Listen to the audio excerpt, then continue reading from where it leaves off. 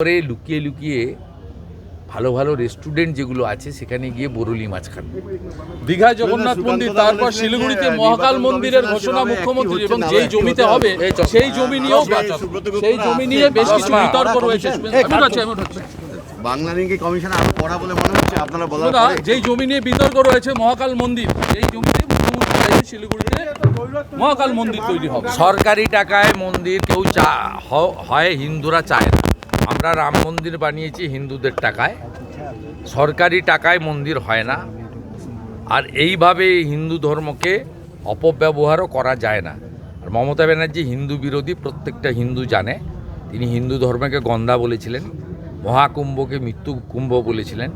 রাম মন্দির উদ্বোধনের দিন তিনি একমাত্র রাজনৈতিক নেত্রী যিনি মিছিল করেছিলেন রাম মন্দিরের বিরুদ্ধে। ন্যাচারালি এসব করে হিন্দুদের টুপি পরানো যাবে না, এসব কোনো লাভও হবে না। এখানে একাধিক মন্দির তৈরি হয়েছে হিন্দুদের নিধি দিয়ে।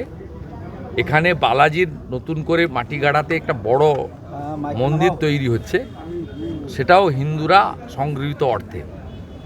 অতএব নতুন করে ভোটের আগে ঢপবাজি মারলেও এখানকার লোক জানে যে মমতা বন্দ্যোপাধ্যায় আদ্যপান্ত হিন্দু বিরোধী, উত্তরবঙ্গ বিরোধী। তার আমলে কাজ পাওয়া যায় না। অর্থাৎ এখানকার লোক 2014 সাল থেকেই বিজেপিকে ভোট দিচ্ছে। 2019-এ বেশি করে দিয়েছে, 2024-এও দিয়েছে।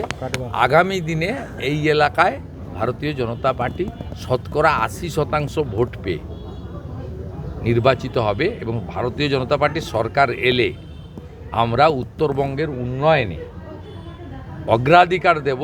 আমাদের স্লোগান এটাই থাকবে, বন্ধ চা বাগান খুলতে হবে, পাহাড়ে তরাইতে ডুয়ার্সে ট্যুরিজমকে অগ্রাধিকার দিতে হবে, স্বাস্থ্য শিক্ষার পরিষেবা বাড়াতে হবে, আইআইটির মতো এইমসের মতো অর্গানাইজেশন এখানে আনতে হবে, বর্ডারকে আরও সুরক্ষিত করতে হবে যাতে অবৈধ অনুপ্রবেশকারী না আসতে পারে। আর ফাইনালি যে পরিযায়ী শ্রমিকরা এখান থেকে চলে গেছেন, মালদা, উত্তর দিনাজপুর, কোচবিহার থেকে শুরু করে সব জায়গায়, হাতে কাজ, পেটে ভাত, মাথায় ছাদ, এটাই ভারতীয় জনতা পার্টির অঙ্গীকার।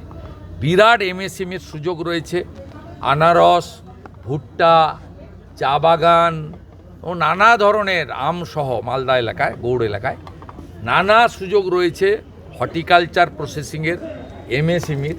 সে সুযোগ আমরা ভারতীয় জনতা পার্টির সরকার এলে অগ্রাধিকারের ভিত্তিতে উত্তরবঙ্গে করব, এবং এমন কাজ করব যাতে উত্তরবঙ্গের মানুষ আগামী দিনে উত্তরবঙ্গকে আলাদা রাজ্য করা বা বিচ্ছিন্ন হওয়ার কথা